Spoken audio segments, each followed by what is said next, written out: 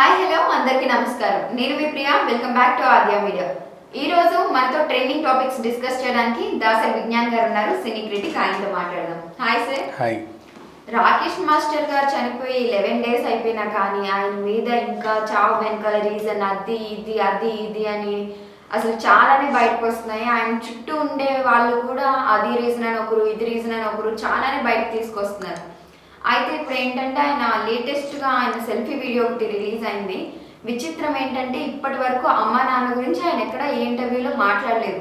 కానీ చనిపోయే వాళ్ళకి ముందుగానే అన్నీ తెలిసిపోతాయి అన్నట్టు అమ్మ నాన్నల గురించి కూడా మాట్లాడారు. దాని గురించి మీరు ఏమంటారు? సీరియస్, నిజమే. నేను చాలాసార్లు విన్నా, ఎవరికైనా సరే చనిపోయే ముందు అన్నీ గుర్తొస్తాయి, వాళ్ళకి తెలిసిపోతుందని చాలా చదివాం ఎక్కడెక్కడెక్కడో సైకలాజికల్గా చాలామంది చెప్తా ఉంటారు. ఐ డోంట్ నో, అది ఎప్పుడు మనకు ఆ స్టేజ్ రాలేదు కాబట్టి మనకు ఆ ఎక్స్పీరియన్స్ తెలియదేమో. బట్ నిజంగా అనిపిస్తుంది అది చూస్తుంటే. ఆయన ఒకటి చెప్పాడు, నేను తాగిలేను, నీరసంగా ఉన్నాను. నెంబర్ 1. ఆయన కళ్ళలా మూసుకుపోతున్నాయి, మాట ఏం రావట్లా, అలా అలా అలా అలా వచ్చాడు. అసలు అప్పుడు ఆ వీడియో తీసుకోవాలని ఎందుకు అనిపించిందో. వాటర్ తాగుతున్నాడు, తర్వాత వాటర్ తాగి మళ్ళీ అక్కడికి వెళ్ళి ఎండ బాగా ఉంది, బాగా వేడిగా ఉంది అన్నాడు. అండ్ నెక్స్ట్ అలాగే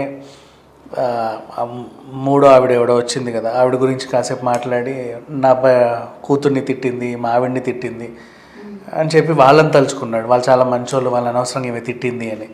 అండ్ నెక్స్ట్ అలాగే నాకు ఉప్పల బాలు పర్లేదు ఏమైనా కానీ ఈ సత్యే నాకు కొంచెం కన్నింగ్ అనిపిస్తుంది అని చెప్పి వాడిని అన్నాడు. దానికి కూడా రీజన్ ఉంది. ఏంటంటే వైజాగ్ సత్య అనే అబ్బాయి ఇటు రాకేష్ మాస్టర్ క్యాంప్లోనూ తిరుగుతాడు, అటు ఆ మూడో భార్య అని ఆవిడ ఉంటుంది కదా, పిచ్చి పిచ్చి డ్యాన్స్లు వేసే ఆవిడతోనూ తిరుగుతాడు. సో అంటే ఇటు అటు ఉండేది ఆయనే. ఆమెతోనూ సెల్ఫీ వీడియోలు చేసుకుంటూ డ్యాన్స్లు వేసుకుంటూ ఫోటోలు దిగుతాడు, ఇట్లా ఇట్లా ఇట్లా. సేమ్ మళ్ళీ ఇటు రాకేష్ మాస్టర్తోనూ ఉంటాడు. ఆయన పట్టించుకోడు, అంటే ఎవరిష్టం వాళ్ళది. అండ్ ఇంకోటి, ఇప్పుడు ఈయన వల్లే కదా ఆమె కూడా కొత్త గొప్ప సెలబ్రిటీ అయింది బేసిక్గా. సో అది ఈయన కూడా పట్టించుకోడు, ఆమె కూడా ఏదో పిచ్చి పిచ్చి డ్యాన్స్లు వేసుకుంటూ అడ్డమైన ఇంటర్వ్యూలు ఇచ్చుకుంటూ ఊకే వాళ్ళని వీళ్ళని తిట్టుకుంటూ బూతులు మాట్లాడుతా పిచ్చి పిచ్చి డ్రెస్సులు వేసుకొని ఒక టైప్ ఆఫ్ ఉంటారు. వీళ్ళ టీం అంతా ఒక రకంగా ఉంటుంది. అదేంటో నాకు ఇప్పటికీ అర్థం కాదు. అంటే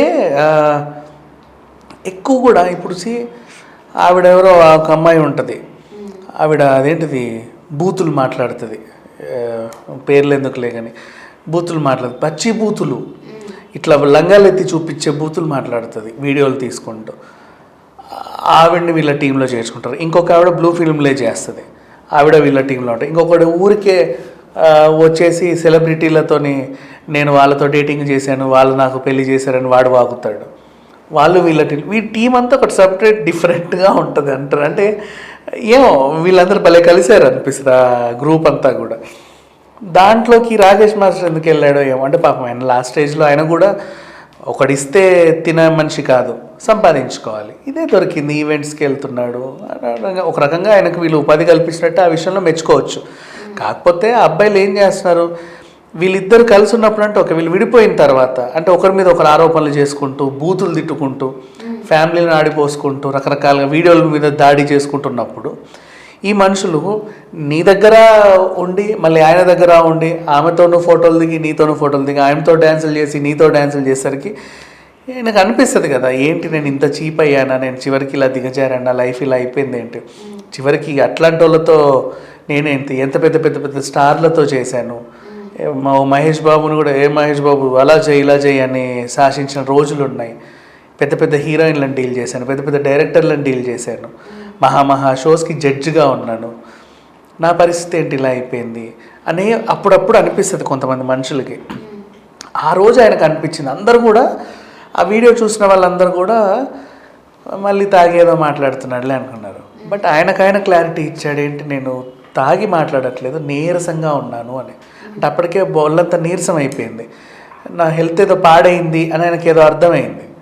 సో వాటర్ తాగడానికి వచ్చాడు, డిహైడ్రేట్ అయిపోయాడు కంప్లీట్లీ. అందుకే నీళ్ళ కోసం వచ్చాడు. ఎండ బాగా వేడి ఉందన్నాడు, ఆ ఎండలకు పడట్లా. ఒక రకంగా అందులో ఏసీ కూడా లేదు, ఏదో నార్మల్ ఒక రూమ్ లాగా ఉంది, చాలా సింపుల్గా.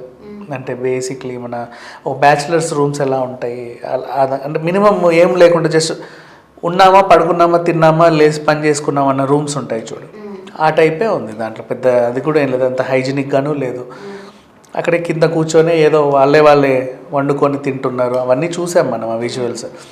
సో అప్పుడు మేబీ ఆయనకు అనిపించి ఉండొచ్చు, ఎంతెంత మహా హోటల్స్లో భోజనం చేసి ఉండొచ్చు, అవుట్డోర్ షూటింగ్స్కి వెళ్ళినప్పుడు ఇంత పెద్ద పెద్ద హోటల్స్లో ఉండొచ్చు. అరే రాకేష్ మాస్టర్ గారి క్యారీ వ్యాన్ వచ్చింది, అవన్నీ చూసిన ఆయనే కదా, ఏమీ చూడకుండా అయితే లేదు కదా. సొంతంగా ఇల్లు కట్టుకున్నాడు, ఎంతోమందికి డ్యాన్స్ అన్నీ చూశాడు. అంటే లైఫ్లో ఉచ్చస్థితి నీచ స్థితి అని రెండు ఉంటాయి, రెండూ చూశాడు ఆయన. ఉచ్చస్థితి చూశాడు, నీచ స్థితిని చూశాడు, అన్నీ అనుభవించాడు, ఎంతోమందికి పెట్టాడు, ఎవరిది తినలా. మళ్ళీ అంటే ఆ స్టేజ్లో కూడా ఆయన మందు కూడా ఎవడో పోస్తే తాగల. ఇప్పటివరకు ఏమైనా ఆరోపణలు వచ్చాయా? ఆయన చనిపోయిన తర్వాత ఆయన ఎంత గొప్ప మనిషో అందరికీ తెలిసిందే తప్పితే బతుకున్నంతకాలం ఏమన్నారు, పిచ్చోడు, మతి స్థిమితం లేదు, ఇలా తయారయ్యాడు అలా తయారయ్యాడు, అట్లా టాటూలు ఏంటి, అదేంటి, ఆ గుండె ఏంటి, ఇదా ఏంటి అని చెప్పేసి అన్నాడు. బట్ ఆయన ఏం చేసుకున్నా సరే ఆయనకంటే ఒక ఐడెంటిటీ, యూనిక్నెస్ క్రియేట్ చేసుకొని ఆయనలాగే ఉన్నాడు. ఎవరి దగ్గర చేయి చాచలే, ఏమీ చాచలే. సో ఇప్పుడు ఆ వీడియోలు బయటకు వచ్చిన తర్వాత ఫ్యామిలీ మెంబర్స్ బాధపడుతున్నారు. వాళ్ళ అబ్బాయి కూడా బయటకు వచ్చి ఇంటర్వ్యూలు ఇస్తున్నాడు, మా డాడీ గురించి ఎవరైనా తప్పుగా మాట్లాడితే కేసులు పెడతా అంటున్నాడు. అయినప్పటికీ కూడా ఇప్పుడు రియలైజ్ అయ్యి ఏం లాభం చెప్పు, మనిషి లేడు కదా. ఇదే రియలైజేషన్ ఆయన ఇంటికి వచ్చినప్పుడే ఉండుంటే ఈరోజు ఆయన ఈ స్టేజ్లో ఉండేవాడు కాదు, ఏదో రకంగా ఉండేవాడు. అరే మళ్ళీ మాస్టర్ పిల్లలతో ఉన్నాడు, బాగున్నాడు, ఏదో వెళ్తుంది, పర్వాలేదు అంటారు. ఇంక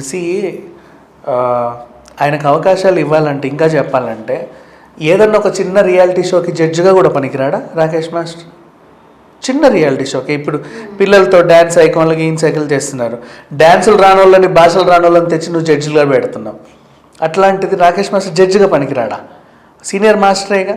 ఆయనకు అవకాశం ఇవ్వాలంటే ఎవరైనా ఇవ్వచ్చు, కానీ వీళ్ళే దూరం పెట్టారు, ఆయన్ని దూరం పెట్టారు. ఆయన కూడా దూరం అవుతా ఆ స్టేజ్ ఈ స్టేజ్ అన్నీ చూసి ఈ ఫ్లక్చువేషన్స్ని భరించలేక లాస్ట్ డే మాత్రం ఆ వీడియో అయితే నిజంగా అనిపించి అసలు అది ఎలా బయటకు వచ్చిందో తెలియదు. ఆయన తీసుకోండి, తర్వాత ఆయన ఫోన్లో నుంచి ఏమైనా తీశారో తెలియదు, బట్ ఆయనే తీసుకున్నాడు.